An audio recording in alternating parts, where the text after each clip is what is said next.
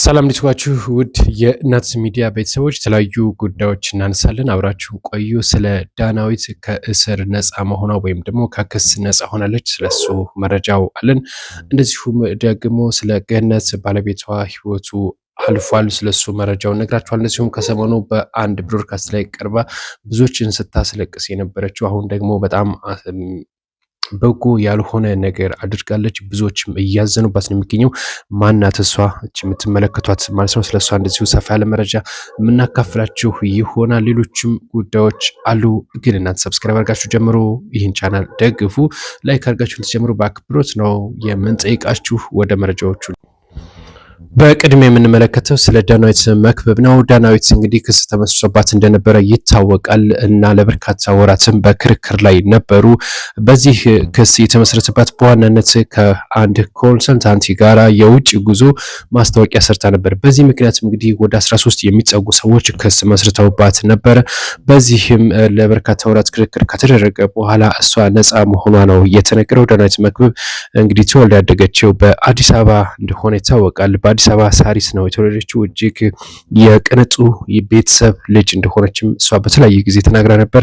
እንደዚሁም ወደ አሜሪካ መሄድም እንደምትፈልግ ብዙ ጊዜ እዛ መኖር እንደምትፈልግ ሀገር ውስጥ ስራ መስራት እንደምትፈልግም ጭምር ስትገልጽ ነበረ። ነገር ግን በአንድ አጋጣሚ በኢንስታግራም ላይ ፖስት ባደረገቻቸው የተለያዩ ፎቶዎች ምክንያት የቃና ቴሌቪዥን ማናጀሮች አግኝተዋት ደውለው ነው እንግዲህ ከዛ እዛ ላይ ትሰሪያለሽ ወይ ብለው ተጠይቃ፣ ነገር ግን ለጊዜው ያው ቃለ መጠይቅ አደረገች፣ ፈቃደኛ ሆነች። ከዛም በኋላ ግን ጠፋች ኦልሬዲ ሳትገኝ ማለት ነው። እናም እህቷ ከአሜሪካ መታ ቃና ቴሌቪዥን እኮ እንደዚህ ብሎ ነበረ እና ምን ላድርግ ብላ ስጠይቃት፣ እንዴት እንደዚህ እስካሁን ቆየሽ?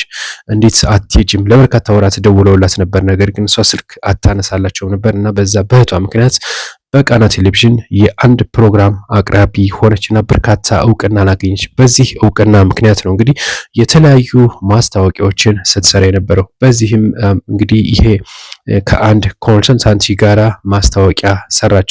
ይህ ማስታወቂያ ደግሞ እጅግ እንግዲህ ብዙዎችን አደጋ ላይ እየጣለ ነበር።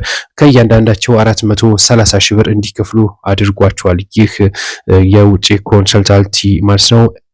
ኤቢኤል የተሰኘው ይህ ኮንሰልታንሲ ወደ ውጭ ሀገር ዜጎችን እንልካለን የሚል ነበር ማስታወቂያ ስራቸው እና እሷን አይተን ነው ብዙዎች ብር እየከፈል ነው በማለት ክስ ተመስርቶባት ነበር። መጀመሪያ እሷ ነበር የተከሰሰችው። ከዛ የድርጅቱ ባለቤቶችም ተከሰሱ። አጠቃላይ አምስት ነበር የተከሰሱት እሷን ጨምሮ። በመጨረሻም ለበርካታ ወራት ክርክር ከተደረገ በኋላ እሷ ነፃ ሆናለች። ነገር ግን የድርጅቱ ባለቤቶች አራቱ ማለት ነው ገንዘቡን በአስቸኳይ ለከፈሉ ሰዎች እንዲመልሱ ፍርድ ቤቱ ውሳኔ ወስኗል። እናም እሷም ነፃ ተብላለች። እንግዲህ ዳናዊት ብዙዎች የሚያደንቋት እንደሆነች ይታወቃል እና ከዚህ ጋር በተገናኘ ግን ከክሱ ነፃ መሆኗ ነው የሰማነው መረጃ ማለት ነው። ሌላው እንግዲህ ገነት ከድምፃዊ ገነት ጋር በተገናኘ እንግዲህ ባለቤቷ ህይወቱ ማለፉ ተነግሯል። ባለቤቷ አቶ አዱኛ ኃይሉ ይባላሉ እና እንግዲህ ባለቤቷም እሷም ድምፃዊ ናቸው።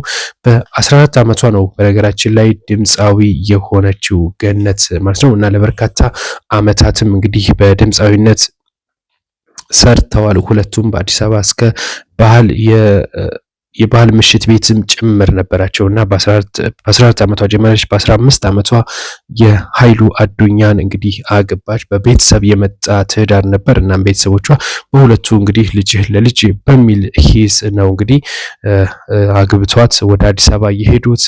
እንግዲህ አቶ ኃይሉ አዱኛ ባለቤቷ የገነት ማለት ነው ለበርካታ ዓመታት አብረው ቆይተዋል። አሁን እድሜያቸው በ70 ዓመታቸው ነው ህይወታቸው ያለፈው።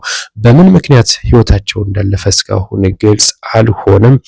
ከዚህ ጋር በተገናኘ እንግዲህ በአዲስ አበባ የምሽት ክለብ ነበራቸው። 4 ልጆችን ወልዷል። 2 ወንድና 2 ሴት። አንድ ወንድ ልጃቸው እንደዚሁም በባህል ምሽት ቤት ሲሰራ ነበር። በመጨረሻም ላይ ይሄ የባህል ምሽት ቤት ፈርሶ በኢኮኖሚም ከፍተኛ ችግር ላይ እንደነበሩ እሷም እንደዚሁ አንድ ቴሌቪዥን ጣቢያ ላይ ቀርባ ስትናገር ነበረ።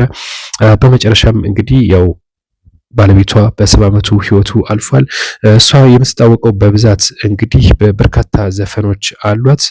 ስለ አባይ ዘፍናለች። እንደዚሁም ደግሞ ሌሎችም በርካታ ዘፈኖች እንዳሏት ይታወቃል። እናም እንግዲህ ለቤተሰቦቻቸው መጽናናትን እንመኛለን ነው መልእክታችን። ብዙዎችም እንደዛ ነው ያሏት። ሌላው ስለ ቀርባ ከአንድ ብሮድካስት ጋር ንግግር ስላደረገችው ስለ እሷ ነው የምነግራችሁ። እንግዲህ እሷ እቺ የምትመለከቷት ማለት ነው ብዙዎች አዝነውባታል አሁን ላይ በዚህ በአለባበሷ ማለት ነው። ይህ ባህል ልብስ እንግዲህ የወሎ አልባስ እንደሆነ ይታወቃል። እናም እቺ እንግዲህ እናቷ ብቻዋን ያሳደገቻት እና በአንድ ንቃት ብሮድካስት ላይ ቀርባ እጅግ የሚያስለቅስ ነበረ። በጣም ብዙዎች ያዘኑበት እና ብዙዎች ከጎኗ ቆመው ነበር። አሁን ግን ብዙዎች እንግዲህ ትችት እየሰነዘሩባት ነው የሚገኘው። በዋናነት የትችቱ መነሻ ደግሞ ይህ የለበሰችው ልብስ ነው። ልብሱ እንግዲህ እንደምትመለከቱት የወሎ አልባስ ነው። ነገር ግን እሷ ቁንጣ አርጋ ነው የለበሰችው ማለት ይቻላል እና ብዙዎች ተነጋግረውበታል። እናቷ 16 ዓመት ብቻዋን አሳድጋታለች። ገዳም ነው የቆየች እናቷ።